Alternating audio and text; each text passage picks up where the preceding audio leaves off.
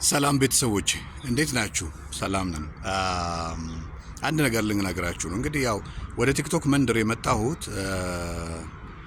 የጸሎተ ሐሙስ ነው። አንድ ቪዲዮ መነሻ ሆነኝና እዚህ መንደር ትንሽ ሰነባበትኩ አይደል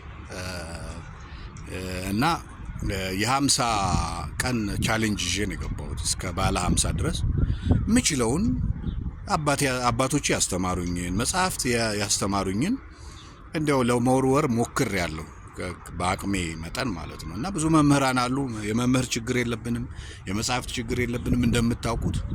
ነገር ግን የመንፈስ ችግር ግን አለብን። አሁን ወጣቱ ቲክቶክ ላይ ነው ብዬ ነው ወጣቱን ፍለጋ የመጣሁት። እንዲያውም ልጀምር የነበረው ቲክቶክን በቲክቶክ በሚል ነበረ እና የ50 ቀኔን ጨርሻለሁ። ኦልሞስት 3 ቀን ምናምን ይቀረኛል። ዛሬ ረቡዕ ነው። እቆያለሁ ብዬ አላስብም። እግዚአብሔር ያውቃል እሱ። ነገር ግን አንድ ምስጢር ልንገራችሁ ብዬ ነው ዛሬ ስለ ቤተክርስቲያናችን። 3 በር አላት ቤተክርስቲያናችን። በሰማያዊቷ በገነት ምሳሌ 3 በር ነው ያላት። 4 በር የላትም ቤተክርስቲያን። በሰሜን በደቡብና በምስራቅ ነው በሯ። የምስራቁን ካህናት ይገቡበታል እንደምታውቁት፣ የሰሜኑን ወንዶች፣ የደቡቡን ደግሞ ሴቶች።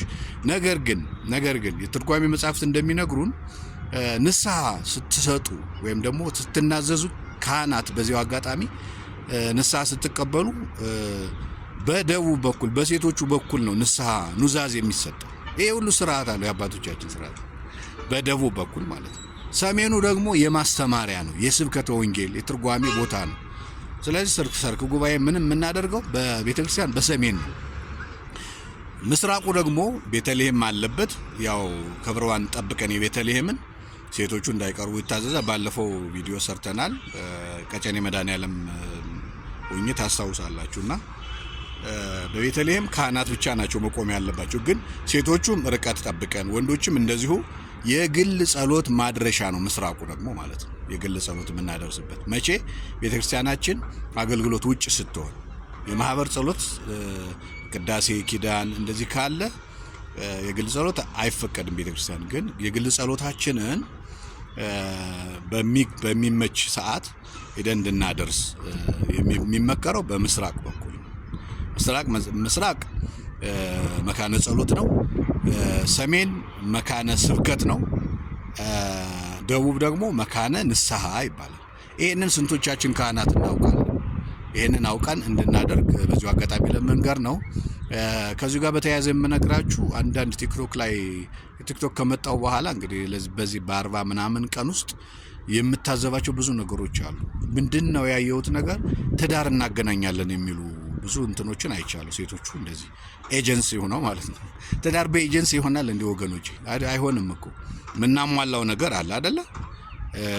ሴትም ወንድም የሚያሟሉት ነገር አለ እና ይሄ የእግዚአብሔር የፈቀደው የተባረከ ተቋም ነው። ትዳር ልጆች የሚገኙበት ነው። ስለዚህ እንዲሁ በዚህ በፕላትፎርም ተገናኝቶ ትዳር ይሆናል እንዴ? ይሄ አይሆንም። እና እባካችሁን ሴቶቹ እንደዚህ አድቨርት የምታደርጉ በጣም አዝናለሁ፣ እውነት ለመናገር ማለት ነው። እና ሰው ተጠናንቶ እግዚአብሔርን ጠይቆ የሚያሟላውን አሟልቶ ባለፈው ነግሬያችኋለሁ። እና የምናሟላው የሚያጨው ሰው መጀመሪያ ራሱን ያጫል፣ ከዛ በኋላ እጮኛውን ያጫል አይደል? ይሄንን ሳናሟላ እንዲሁ በኦንላይን ትዳር ይሆናል። እባካችሁና ስሙን እባካችሁ ለማለት ነው። ስለነበረን ጊዜ ሁሉ እግዚአብሔር የተመሰገነ ይሁን።